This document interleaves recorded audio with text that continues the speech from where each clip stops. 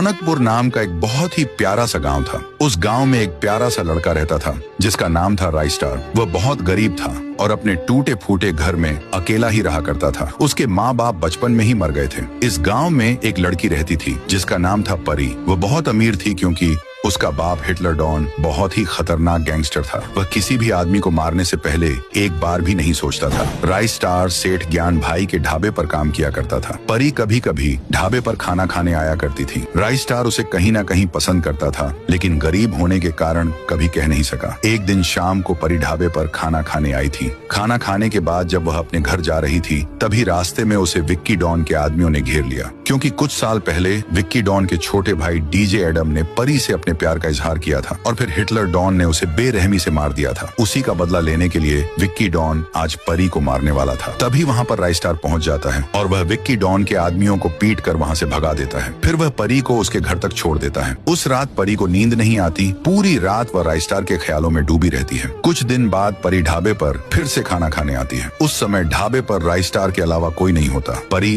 राइस्टार से अपने प्यार का इजहार करती है और वह भी हाँ कर देता है। इसके बाद दोनों रोज छुप छुप कर मिलने लगते हैं। एक दिन परी कहती है, मुझे पहाड़ बहुत पसंद हैं, चलो ना पहाड़ पर घूमने चलते हैं। राइस्टार भी उसके साथ चल देता है। जब वह रास्ते से जा रहे होते हैं, तभी हिटलर डॉन के एक आदमी ने उन दोनों को साथ देख लिया और उसने हिटलर डॉन को फोन कर दिया। हिटलर डॉन ने कहा, उन दोनों का पीछा करो, देखो कहाँ जाते हैं और क्या करते हैं। वह आदमी उनका पीछा करने लगता है। राइस्टार और परी दोनों एक पहाड़ के ऊपर जाकर मौसम का आनंद लेने लगते हैं। उस दिन तो कुछ नहीं हुआ। अगले दिन रोज की तरह राइस्टार ढाबे पर काम करने के लिए चला गया। शाम को जब वह घर गया तो उसके पैरों तले जमीन खिसक गई, क्योंकि उसके घर में आग लगी हुई थी। यह देखकर राइस्टार फूट फूट कर रोने लगा। तभी वहाँ पर हिटलर डॉन के गुंडे आ जाते हैं। वे राइस्टार से कहते हैं, हमारे साथ चुपचाप गाड़ी में बैठकर चलो, वरना तुम्हें गोली मार देंगे। राइस्टार भी चुपचाप उनकी गाड़ी में बैठ जाता है। अब आगे क्या होगा देखने के लिए नीचे यहाँ पर क्लिक करो।